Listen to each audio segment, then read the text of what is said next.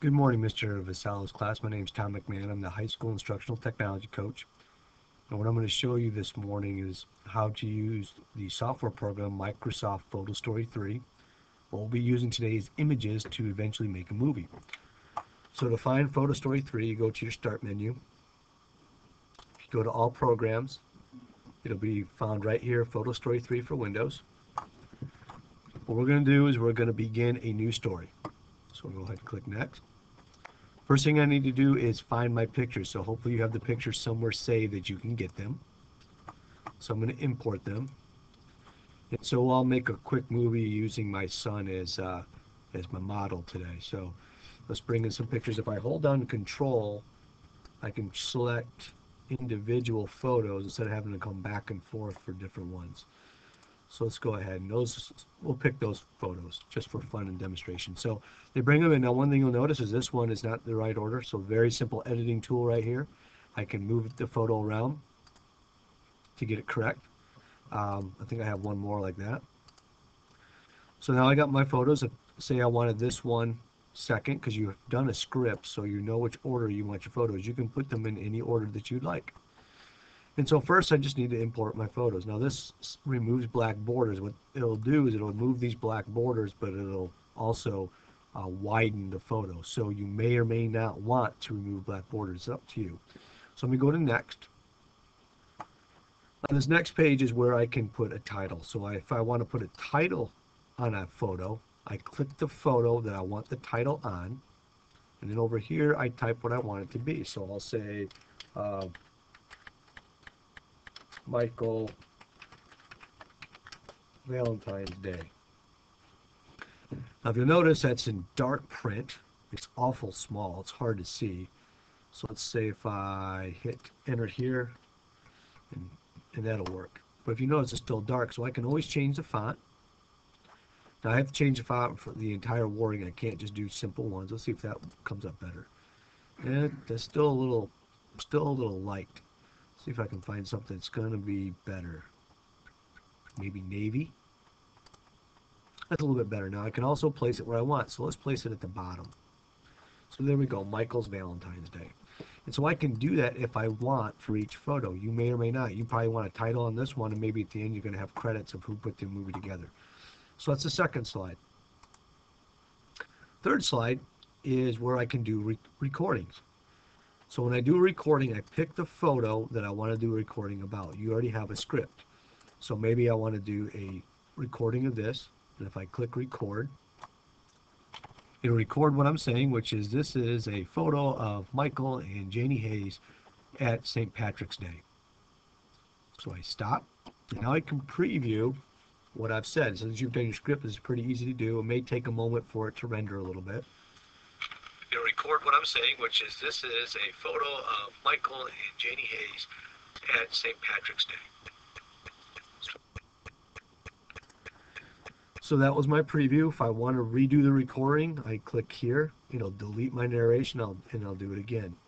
So that's the photo. Now there is some customized motion you can do on the photos, and this is going to be important for your movie. So when I do customize motion, I pick the photo I want, and I click customize motion.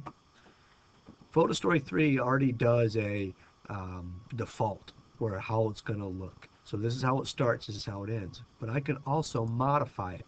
So say for example, I want the photo to start just around my son. Let's see if I can grab that. So this will be the starting position, this will be the end. Right now it's going to take 6 seconds. So maybe I want it to take slower. So I can increase that. Say 7 seconds. So let's preview what that would look like. So this is how it would look. It'll take 7 seconds for it to zoom out. So for each photo, you can customize the motion of how the movie's going to record what I'm saying, which is this is. So let's save that and close. So now I did customize motion. I could do these also. The next page is where I can do music. Select music is if I have my own. Create music is where there's some free It's all instrumental. Now, the one thing you want about the music is you do not want loud music. You don't want the music to take away from your video. So one thing you're going to want is you're going to want the volume of your music low, your voice high, and should be something quiet in the background.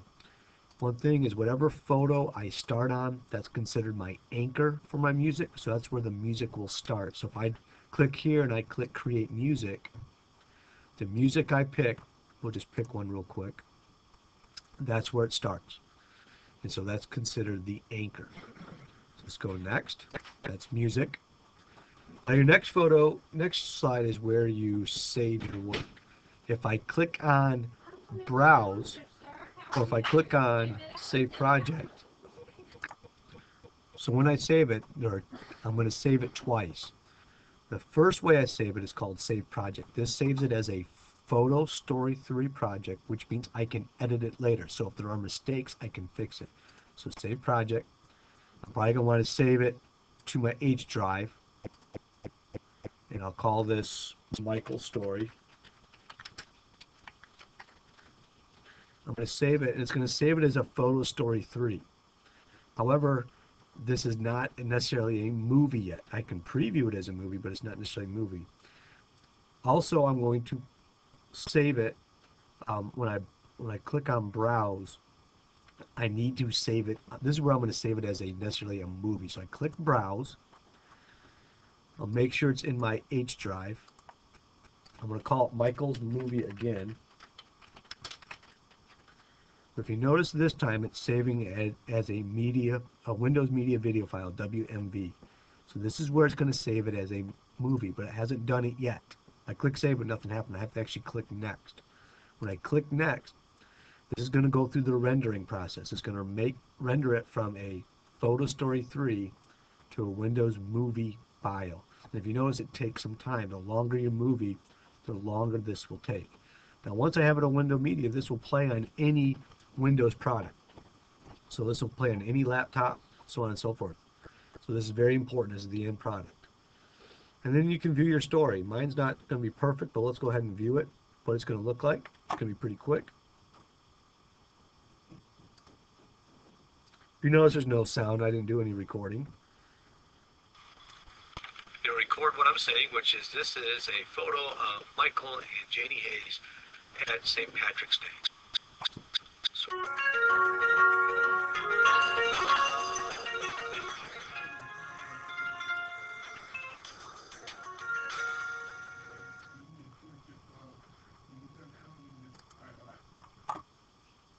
So that's how you make a Windows Photostory 3 project. Hope this goes well. If you have any questions, Mr. Vasella has my email. It's tmcmahon, TMCMAHON @gcsd.k12.sc.us. Good luck.